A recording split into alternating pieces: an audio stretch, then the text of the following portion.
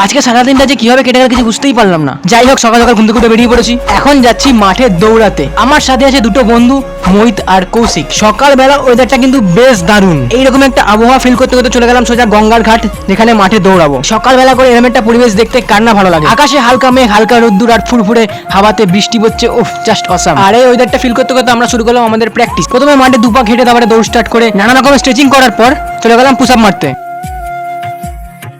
তারপর আমাদের প্র্যাকটিসটা শেষ হয়ে সঙ্গে সঙ্গে শুরু হয়ে গেল হালকা পাতলা বৃষ্টি। আর ওয়েদারটা পুরো অসাম। আর এখন সময় আমাদের বাড়ি যাওয়ার পালা। আর বাড়ি যাওয়ার সময় ওয়েদারটা পুরো জাস্ট এইরকম লাগছে দেখতে। ও জাস্ট কি বলবো। আর হ্যাঁ, এখন আমরা বাড়ি যাচ্ছি না, এখন আমরা যাচ্ছি শ্যামসুন্দর ঘাটে, যেখানে গিয়ে আমরা একটু স্নান করবো আর সাঁতার কাটবো। এখানে আমাদের এসে স্নান করা হয়ে গেছে, তাই বসে বসে গা হাত পা শুকাচ্ছি, কারণ আমরা নিয়ে যাইনি গামছা। আর এখানে মোহিত জাঙ্গিয়া পরে বসে নিজের প্যান্টটা শুকাচ্ছে।